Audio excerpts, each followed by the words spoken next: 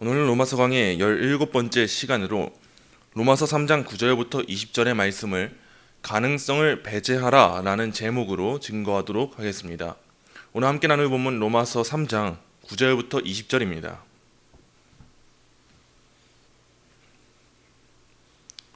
로마서 3장 9절부터 20절 우리 한 목소리로 읽겠습니다. 그러면 어떠하냐? 우리는 나으냐? 결코 아니라. 유대인이나 헬라인이나 다 죄 아래에 있다고 우리가 이미 선언하였느니라. 기록된 바 의인은 없나니 하나도 없으며 깨닫는 자도 없고 하나님을 찾는 자도 없고 다 치우쳐 함께 무익하게 되고 선을 행하는 자는 없나니 하나도 없도다. 그들의 목구멍은 열린 무덤이요 그 혀로는 속임을 일삼으며 그 입술에는 독사의 독이 있고 그 입에는 저주와 악독이 가득하고 그 발은 피 흘리는데 빠른지라. 파멸과 고생이 그 길에 있어 평강의 길을 알지 못하였고 그들의 눈앞에 하나님을 두려워함이 없느니라 함과 같으니라. 우리가 알거니와 무릇 율법이 말하는 바는 율법 아래에 있는 자들에게 말하는 것이니 이는 모든 입을 막고 온 세상으로 하나님의 심판 아래에 있게 하려 함이라. 그러므로 율법의 행위로 그의 앞에 의롭다 하심을 얻을 육체가 없나니 율법으로는 죄를 깨달음이니라. 아멘. 사도는 로마서 1장부터 시작해서 이방인과 유대인을 비롯한 모든 인류의 전적인 타락에 대하여서 논하고 있습니다. 우리는 이와 같은 인간의 전적 타락의 교리를 흔히 말하는 칼빈주의 5대 교리 혹은 칼빈주의 5대 강령을 통하여서 접할 수가 있는데, 앞서 붙여지는 칼빈주의라는 단어로 인하여서 많은 이들이 칼빈주의에 대하여서 오해하는 경향이 있습니다. 우리는 칼빈주의 5대 교리를 접하게 될 때에 다음과 같은 두 가지 오해에서 벗어나야 합니다. 먼저는 칼빈주의, 즉 개혁주의 신학이 5가지 교리만 가진 신학체계라는 오해에서 벗어나야 하고, 다음으로는 이와 같은 5대 교리를 칼빈이 제정한 것으로 생각하는 오해에서 벗어나야 합니다. 칼빈주의 5대 교리는 다음과 같습니다. 인간의 전적 타락, 무조건적 선택, 제한적 속죄, 불강력적 은혜, 성도의 견인. 이와 같은 5대 교리는 종교개혁 이후 바로 규정된 것이 아니었습니다. 칼빈주의 5대 교리는 어떻게 제정된 것인지를 바르게 알기 위해서 우리는 17세기 초반에 네덜란드에서 일어났던 이 신학 논쟁에 대하여서 알 필요가 있습니다. 칼빈주의 5대 교리는 네덜란드에서의 신학 논쟁으로 말미암은 도르트 총회의 결과물이라고 말할 수 있는데, 도르트 총회에서의 논쟁은 당시 네덜란드의 신학교 교수였던 아르미니우스의 가르침을 따르는 그의 제자들이 아르미니우스가 죽은 후 그의 가르침을 기반으로 칼빈주의에 대항하면서 벨직 신앙고백서와 하이델베르크 교리문답과 같은 이러한 칼빈주의 교리 체계에 대항해서 5개의 항의 조항을 네덜란드 정부에 제출하면서 야기되었습니다. 왜 네덜란드 정부에 제출했냐? 왜냐하면 그 당시에 네덜란드는 기독교 국가였기 때문이에요. 그들, 즉 아르미니우스파라고 불리는 자들 또는 항의파라고 불리는 자들이 제출한 5가지 항의서는 다음과 같습니다. 첫째, 조건적 선택. 이는 예정이 구원으로 인도하는 믿음의 원인 혹은 저주의 원인이 아니라는 것을 말합니다. 둘째로, 무제한적 속죄. 그리스도는 택자들만을 위해 죽으신 것이 아니라 모든 사람을 위해 죽으셨다는 것을 말합니다. 그리고 셋째는 타락이에요. 인간은 전적으로 타락하지 않았으며 부분적으로 타락한 존재라는 것을 말합니다. 넷째, 가항력적 은혜입니다. 중생한 사람이라고 할지라도 지속적인 선행과 은총이 없이는 성령을 저항할 수 있다는 걸 말하는 거예요. 다섯째로, 보증과 안전입니다. 성도는 게으름 가운데 믿기를 중단해서 은혜의 상태에서 타락할 수 있다는, 즉 견인의 불확실성을 말하는 것이 바로 이들이 제출한 항의의 내용이에요. 도르트 총회는 이와 같은 항의파에 대한 답변으로 칼빈주의 5대 교리를 제정하게 된 것입니다. 그것이 앞서 말한 인간의 전적 타락과 무조건적 선택, 제한적 속죄, 불가항력적 은혜, 성도의 견인입니다. 그리고 우리는 이 5대 교리의 영어 철자 앞글자를 따가지고 튤립 교리라고도 부르는 것입니다. 여러분, 항의파의 주장이 가능케 되는, 즉 그들의 주장의 근간이 되는 핵심적인 교리는 무엇이겠습니까? 그 중심에는요, 인간의 부분적 타락이 위치하고 있습니다. 왜냐하면 인간의 부분적 타락은 인간으로 하여금 그 자신의 선행과 자유의지에 대한 가능성을 열어주는 역할을 하며, 그로 말미암은 하나님의 예지 예정과 행위로 말미암은 구원이라는 결과를 낳을 수밖에 없게 되기 때문입니다. 그러나 성경은 결코 인간에게 그 어떠한 가능성도 부여하고 있지 않습니다. 이는 단순히 성경이 인간에게 인간성을 부여하고 있지 않다는 것을 의미하는 게 아니에요. 인간은 하나님의 형상으로 지음받은 존엄한 존귀한 존재임이 분명합니다. 하지만 인간의 전적 타락은 인간 자신으로 하여금 스스로는 결코 하나님의 사랑을 의지를 지닐 수 없으며 그것을 행할 수 없고 구원 얻기에 합당한 선행을 행할 능력이 결코 존재하지 않는다는 것을 의미합니다. 즉 인간은 본성상 부패해서 정상의 범주에서 벗어났고 전인격적으로 죄악된 존재가 되었다는 것입니다. 웨스트민스터 신앙고백서 9장 3항입니다. 인간은 죄의 상태로 타락하여 구원을 가져올 만한 그 어떤 영적인 선에 대한 의지의 모든 능력까지도 전적으로 잃어버렸다.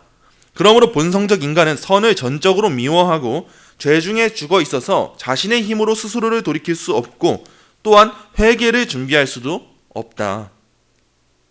오늘의 말씀을 살펴보기에 앞서서 우리 모두가 바로 이러한 본성을 지니고 태어났으며, 그러므로 우리가 구원 얻기에 합당한 선을 행할 수 있는 그러한 무언가의 가능성은 우리 자신에게서 결코 찾아볼 수 없다는 점을 다시 한번 되새기고 오늘의 본문을 마주하기 원합니다. 우리가 지금까지 살펴본 바와 같이 사도는요, 하나님의 진노가 불의로 진리를 막는 사람들의 모든 경건하지 않음과 불의에 대하여 하늘로부터 나타나나니 라고 말하면서 로마서 1장 18절부터 이방인들과 유대인들, 즉 모든 인류가 처한 실상에 대해서 논했습니다. 그리고 오늘의 본문으로 인간의 타락에 대한 사도의 모든 논지는 최종적인 결론을 맺게 됩니다. 우린 오늘의 말씀을 통하여서 인간의 본성이 어떠한 결함을 가지게 되었는지, 또한 그 결함으로 말미암은 결과는 어떻게 나오게 되는지, 드러나게 되는지, 그 본성의 결함은 어떠한 결과를 낳게 되는지를 함께 살펴보겠습니다. 먼저 오늘의 본문 9절입니다. 우리 한 목소리로 읽겠습니다. 그러면 어떠하냐? 우리는 나으냐? 결코 아니라. 유대인이나 헬라인이나 다 죄 아래에 있다고 우리가 이미 선언하였느니라. 아멘. 우리가 지난 본문까지 살펴보며 알게 되는 바, 사도가 1장 18절 이후로 논하고자 하는 바가 무엇입니까? 그것은 유대인이나 이방인이나 그 누구라 할지라도 하나님 앞에서 그들은 모두 진노 아래에 놓여져 있다는 사실을 논하는 것이었습니다. 그런 점에 있어서 사도는 그러면 어떠하냐? 우리는 나으냐? 결코 아니라 라고 말하며 유대인들에게 앞서 해왔던 논지에 이어서 하나님의 말씀을 맡았다는 그 이유만으로 너희가 나은 존재가 아니다 라는 것을 말해주고 있는 거예요. 청교도 주석가 매튜엘리는 이와 같은 구절이 다음과 같은 질문이라고 말했습니다. 우리 그리스도인들은 하나님의 은혜에 관해 믿지 않는 사람들보다 훨씬 더 앞서 있는가? 슬프게도 아니다. 값없이 주어진 은혜가 차이를 가져오기 전 유대인이었던 우리와 이방인이었던 그들 역시 똑같이 타락한 상태 속에 있었다라고 사도가 말했다는 거예요. 사도는 로마서 1장에서 일반적인 모든 사람들의 실상에 대해서 다루었고 2장에 들어가서 3장 8절까지 나는 그런 존재가 아니라고 생각했던 유대인들, 자신들의 받은 특권으로 인하여서 자신들의 죄는 인정하지 않았고 남을 판단하기를 일삼는 그릇된 구원관을 가지고 있던 그 유대인들의 문제를 다루었습니다. 그리고 이와 같은 논증의 결과로 오늘의 본문 9절에서 사도는 우리 유대인도 결코 이방인들에 비할 때 그들과 다르거나 그들보다 나은 존재가 아니다 라는 것을 확증하는 것입니다. 사도는 이어서 말합니다. 유대인이나 헬라인이나 다 죄 아래에 있다고 우리가 이미 선언하였느니라. 사도가 여기서 선언하였다라고 말하고 있는 헬라어 동사 아이티아스타이는 원어적으로 법정 용어입니다. 그런 점에 있어서 칼빈은 이 단어를 우리가 고소하였다라고 번역하는 쪽을 택했는데, 왜냐하면 법정 소송에서 원고가 피고의 이 범죄를 입증하기 위해 많은 죄들을 열거하는 것을, 그 증거들을 열거하는 것을 고소한다라고 말하기 때문이에요. 쉽게 말해서 현재 사도는 유대인과 이방인이라는 모든 인류를 하나님의 법정 앞에 소환한 것입니다. 그리고 단순하게 그들을 소환한 것, 고소한 것, 여기에서 멈추지 않고 그들의 죄목을 하나하나 입증시키면서 밝혀나가는 거예요. 이렇기 때문에 그들은 죄인이다. 이렇기 때문에 그들은 죄인일 수밖에 없는 것이다. 이러한 죄가 바로 그들의 죄인됨을 입증하고 있는 것이다. 이걸 고발하고 고소하는 거예요. 이는 로마서 1장 18절부터 이어지는 논증에 대한 결론이라고 할 수 있습니다. 1장 18절부터 이방인들의 죄를 말하고 유대인들의 죄를 다 말한 이후에 사도는 결론을 내리는 거예요. 그러므로 유대인이나 헬라인이나 다 죄 아래에 있습니다 라고 말이죠. 사도는 이와 같은 고소에 있어서도 철저히 구약 성경의 말씀에 입각해서 날카롭고 예리하게 인간을 하나님의 진노 아래에 처해 마땅한 자들로 입증시킵니다. 이어지는 본문 10절부터 12절입니다. 함께 읽습니다. 기록된 바 의인은 없나니 하나도 없으며 깨닫는 자도 없고 하나님을 찾는 자도 없고 다 치우쳐 함께 무익하게 되고 선을 행하는 자는 없나니 하나도 없도다. 아멘. 사도는 오직 기록된 말씀에 입각해서 논증합니다. 그런 점에 있어서 기록된 바라는 말씀은 사도가 얼마나 하나님의 말씀의 권위를 힘입어 논증하는지를 보여주는 대목입니다. 우리 인간은 하나님의 말씀의 권위에 힘입어서 무언가를 논하고자 하지 않는 본성을 지녔습니다. 자신의 경험과 자신의 판단을 앞세워서 남을 정죄하거나 판단하기를 즐겨하는 것이 바로 우리의 본성인데, 그러한 정죄와 판단은 우리로 하여금 그 어떠한 유익도 남겨줄 수 없습니다. 그러나 우리의 모든 판단과 그 판단의 근거와 기준은 오직 하나님의 말씀이어야 합니다. 단순히 우리 자신의 경험에 근거해서 유대인을 정죄할 수 없는 노릇입니다. 그 경험에 우리도 넘어질 수밖에 없습니다. 단순히 우리의 이성에 근거해서 우리 자신의 죄인됨을 밝히 깨달을 수 없는 법입니다. 그렇기 때문에 우리는 하나님의 말씀이 규정하는 바가 우리에게 규범이 되어야 한다는 것을 알아야 돼요. 그러나 하나님의 말씀이 규정하지 않은 바를 마치 우리들의 규범인 것처럼 여긴다면 그것은 또한 또 다른 로마 카톨릭을 만드는 일에 불과할 뿐입니다. 우린 이것에 대해서 바르게 알아야 돼요. 하나님의 말씀이 규정하는 바는 우리의 규범이 되어야지만 우리의 본성은 언제나 하나님께서 규정하시지 않은 그것을 나의 규범으로 만들고자 하고 하나의 기준으로 만들고 싶어 합니다. 우리 교회 또한 그럴 수가 있는 거예요. 하나님의 말씀이 규정하신 바에 있어서는 철저하고 엄격해야 하지만 규정하시지 않은 바에 있어서 자유함을 가질 수 있어야 하는데, 우리가 만약 그러한 자세를 가지지 못한다면, 또한 우리의 삶 가운데 우리가 또 다른 무언가의 기준을 만들어 세운다면, 그것을 마치 우리 신앙의 틀처럼 만들어 세운다면 그것은 또 다른 로마 카톨릭을 낳는 그러한 일일 수도 있다는 거예요. 그렇기 때문에 우리가 이 사도의 자세를 배워야 돼요. 기록된 바.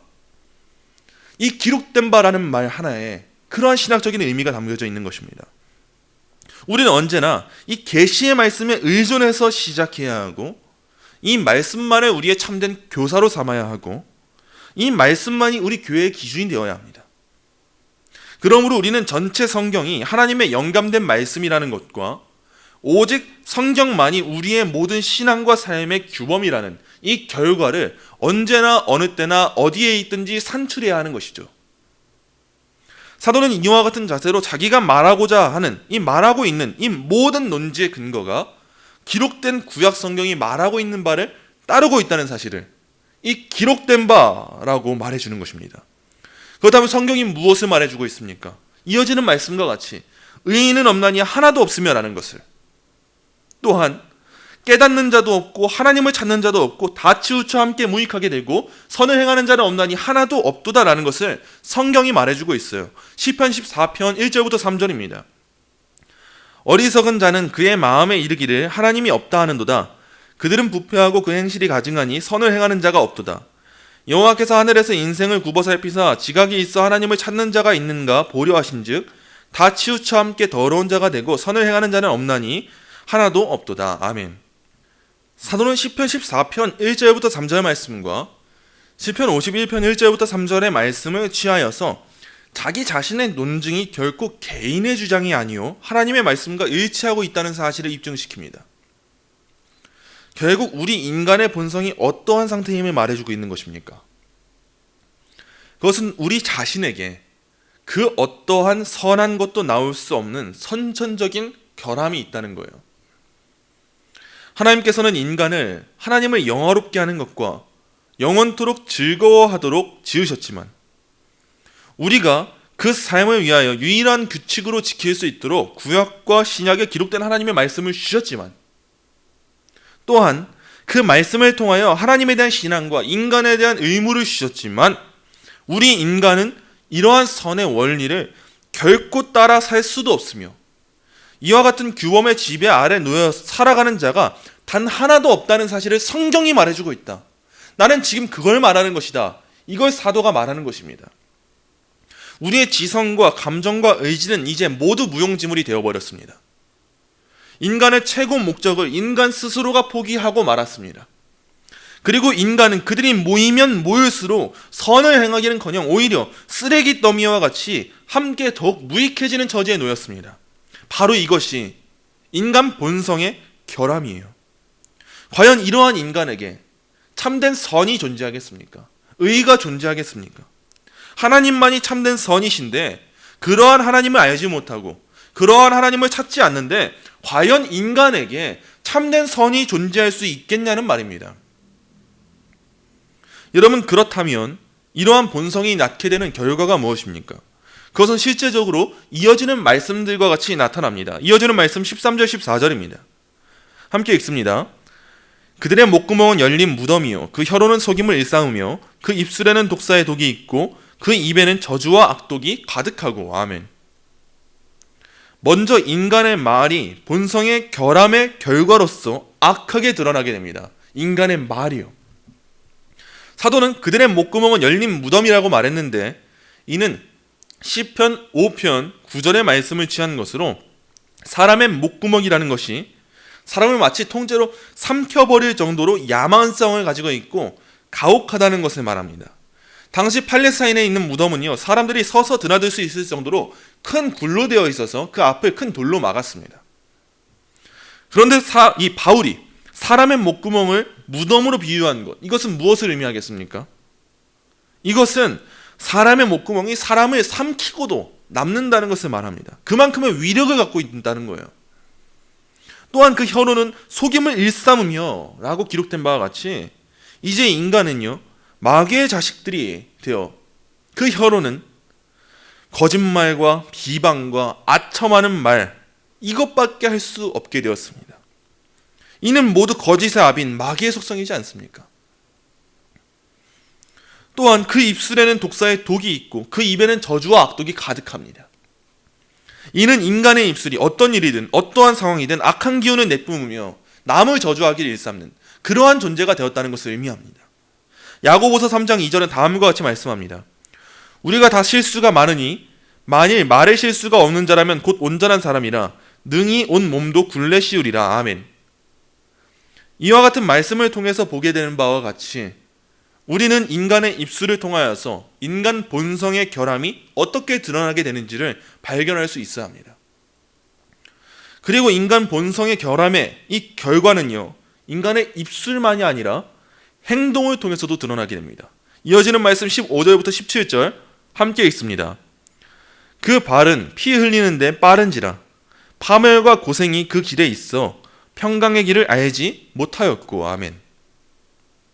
사도가 그 발은 피 흘리는데 빠른지라 라고 기록한 바와 같이 인간은요, 사악한 음모를 꾸미는 일에 있어서, 즉 악이 행위로 드러나게 하는 일에 있어서, 더 쉽게 말해서 잔인하며 혈기가 드러나게 하는 일에 있어서 너무나도 부지런합니다. 여러분, 우리가 그렇지 않습니까? 남을 사랑하는 것보다 남을 미워하는 건 어찌나 그리 쉽습니까? 남을 칭찬하는 것보다 남을 해하는 것은 어찌나 쉽습니까? 이는 계획하지 않아도 자연스럽게 준비되고 행하게 되지 않습니까? 우리가 남을 살아가는 일은 여러 계획들을 거쳐서 행해야 되지만 남을 미워하는 일은 계획하지 않아도 됩니다. 너무도 자연스럽게 우리의 본성 가운데 흘러서 나옵니다. 그러한 우리에게 파멸과 고생이 그 길에 있습니다. 피 흘리는데 빠른 발은요, 언제나 파멸과 고생만을 남겨줄 뿐입니다. 이것이 인간의 인생의 마지막일 뿐이죠. 또한 그러한 우리는요, 평강의 길을 알지 못하였고 라고 기록된 바와 같이 마주하는 이웃들과도 그들의 것을 빼앗고 탐내며 폭력을 일삼는 것에 익숙하지만 결코 평화와 평강을 얻는 법에 있어서는 무지할 뿐입니다.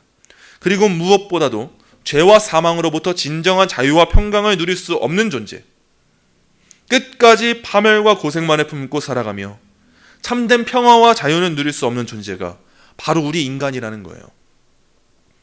그렇다면 우리가 행하게 되는 이러한 모든 악행의 근원이 되는 그 악의 뿌리는 무엇입니까? 그것은 바로 하나님을 두려워하지 않는 것에 있습니다. 본문 18절 함께 읽습니다. 그들의 눈앞에 하나님을 두려워함이 없느니라 함과 같으니라. 아멘. 우리 인간의 눈에는 하나님을 두려워함이 없습니다. 여호와 하나님을 경외하는 것이 지혜의 근본이지만 스스로 하나님을 떠나서 하나님을 대항하는 인간은 그분을 두려워함이 없습니다. 과연 하나님을 두려워하지 않는 인간에게 어떠한 선을 기대할 수 있겠습니까? 이것이 바로 본질적인 우리의 결함의 근원입니다.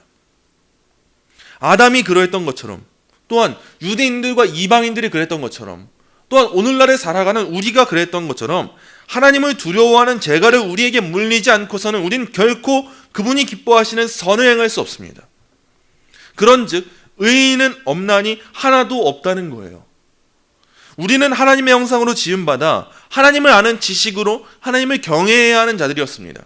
두렵고 떨림으로 하나님을 찬양해야 하는 자들이었어요. 그러나 스스로 하나님을 두려워하지 않는 인간에게 하나님을 경외하는 자세가 나올 수 있겠습니까? 이것이 가장 큰 반역이며 가장 큰 죄악이고 가장 큰 비극입니다. 마지막으로 오늘의 본문 19절 20절 함께 읽겠습니다. 우리가 알거니와 무릇 율법이 말하는 바는 율법 아래에 있는 자들에게 말하는 것이니 이는 모든 입을 막고 온 세상으로 하나님의 심판 아래에 있게 하려 함이라. 그러므로 율법의 행위로 그의 앞에 의롭다 하심을 얻을 육체가 없나니 율법으로는 죄를 깨달음이니라. 아멘. 마지막으로 사도는 우리가 알거니와 무릇 율법이 말하는 바는 율법 아래에 있는 자들에게 말하는 것이니 이는 모든 입을 막고 온 세상으로 하나님의 심판 아래에 있게 하려 함이라 라고 말합니다. 이를 통해서 사도는요, 율법이라는 것이 결코 인간의 죄의 문제를 해결해 줄 수 없을 뿐더러 유대인들은 그들의 가졌던 생각과 기준과는 달리 오히려 이 율법이 오히려 그들의 자랑을 막고 유대인이든 이방인이든 모든 인류가 동일하게 하나님의 심판 아래 놓여 있을 수밖에 없게 한다. 이것을 지금 고발하는 것입니다. 그 이유가 무엇입니까? 그러므로 율법의 행위로 그의 앞에 의롭다 하심을 얻을 육체가 없나니 라고 기록된 바와 같이 또한 유대인들의 생각과는 달리 스스로 율법을 지켜 구원을 얻을 수 있는 인간은 그 누구도 존재하지 않기 때문입니다. 사도는 이 논지를 끝까지 놓치지 않고 강력하게 주장합니다. 무엇보다 못을 박는 거예요. 그리고 이 안에 참된 복음의 진수가 있다라는 것을 오히려 전달합니다. 이는 아주 역설적인 일이죠. 그렇다면 이들은 또 묻겠죠. 하나님은 왜 율법을 주셨습니까? 그것은 우리가 이후에 나누게 되겠지만 율법으로는 죄를 깨달음이니라 라는 이 말씀과 같이 율법은 우리로 하여금 우리의 죄를 깨닫게 하고 그러므로 진정 우리가 소망하고 바라보며 신뢰하고 믿음으로 붙잡아야 할 분이 누군지를 밝히 깨닫게 해주는 그 역할을 감당하기 때문입니다. 말씀을 맺습니다. 사랑하는 성도 여러분, 우리는 오늘의 말씀까지 하나님의 진노 아래에 놓여져 있는 인간의 실상에 대하여서 살펴보았습니다. 누구는 율법을 소유함에 자랑이 있고 누구는 자신들이 유대인이라고 불려짐에 자랑이 있고 누구는 자신은 율법을 보지 못해서 억울하다고 핑계하고, 누구는 자신은 결코 복음을 들어본 적이 없다라고 핑계하지만, 모든 인간은요, 하나님의 심판대 앞에 섬이 마땅한 존재입니다. 유대인이든 이방인이든 말입니다. 사도는 자기 자신의 개인적인 견해와 이성적인 판단과 철학적인 사색을 근거로 이와 같은 주장을 내세우지 않았습니다. 기록된 성경의 말씀을 통하여서 모든 인류가 하나님의 진노 아래에 놓여져 있다는 사실을 입증했습니다. 이를 통해서 우리는 인간이 부분적으로 타락한 존재가 아니요 전적으로 타락한 존재임을 되새겨야 합니다. 그리고 그러한 인간에게서 나올 수 있는 선은 존재하지 않으며 그의 입술과 행동은 모두 하나님을 두려워하지 않기에 악을 내뿜을 뿐임을 기억해야 합니다. 그러므로 우리는 구원에 있어서 우리 자신이 인간이 행할 수 있는 어떠한 가능성에 대하여서 조금의 여지라도 남겨두어서는 안 됩니다. 사도는 이를 1장 18절부터 오늘의 말씀까지 빼도 박도 못하도록 철저하게 배격한 것입니다. 우리 또한 이와 같은 자세를 지녀 우리 자신에게 구원에 있어서 어떠한 효력을 지니는 행위가 나올 수 있다라고 생각하는 이 가능성을 철저히 배제시켜야 합니다. 그때에 우리는 오히려 역설적으로 복음의 진술을 마주하게 될 것입니다. 그때에 우리는 오히려 역설적으로 복음의 진가를 마주하게 될 것입니다. 오늘의 말씀까지 사도는 반복적으로 죄의 문제를 다루었습니다. 그러나 기억하십시오. 사도는 어떤 말씀 이후에 죄의 문제를 다루었습니까? 다시 한번 살펴봅시다. 로마서 1장 16절부터 17절입니다. 내가 복음을 부끄러워하지 아니하노니 이 복음은 모든 믿는 자에게 주시는 하나님의 능력이 됨이라. 먼저는 유대인에게요 그리고 헬라인에게로다. 복음에는 하나님의 의가 나타나서 믿음으로 믿음에 이르게 하나니 기록된 바 오직 의인은 믿음으로 말미암아 살리람과 같으니라. 아멘. 기록된 바 의인은 없나니 하나도 없습니다. 어떠한 사람도 이와 같은 하나님의 기준에서 벗어날 수 있는 자가 존재하지 않습니다. 그러나 그럼에도 불구하고 의인이라고 여김을 받고 영생을 얻게 되고 화평과 희락 가운데 거하게 된 자들이 있습니다. 이와 같은 복음을 결코 부끄러워할 수 없게 된 자들이 있습니다. 그들 또한 의인이 아니었고 전적으로 타락한 자들인데, 그들 또한 유대인과 같았고 이방인들과 같았던 자들인데, 그러므로 그들 또한 하나님의 심판대 앞에 서야 했던 자들인데, 이것이 어찌 된 일입니까? 어찌 그들이 의인으로 부름받을 수 있는 것입니까? 칭함받을 수 있는 것입니까? 어찌 화평을 누리고 자유를 누리고 기쁨을 누릴 수 있는 자들이 있다는 말입니까? 어찌 하나님을 위하여서 다시 살 수 있는 자들이 있다는 말입니까? 그들은 어떻게 하나님 앞에서 그러한 삶을 살 수 있게 된 것입니까? 사도는 이제 본격적으로 구원의 문제에 대하여서 다룰 것입니다. 구원의 문제를 진정한 하나님의 능력으로 고백하기 위해 사도는요, 이렇게 죄의 문제에 대하여서 철저하게 우리 자신의 가능성을 배제시킬 수 있도록 긴밀하게 논하고 있습니다. 구원의 문제를 진정한 하나님의 능력으로 고백하기 위해 우리는 이와 같은 사도의 논지를 따라서 우리 자신의 가능성을 더욱 격하게 배제시켜야 합니다. 그것이 말씀의 전개이자 복음의 방식이고 은혜의 방식입니다.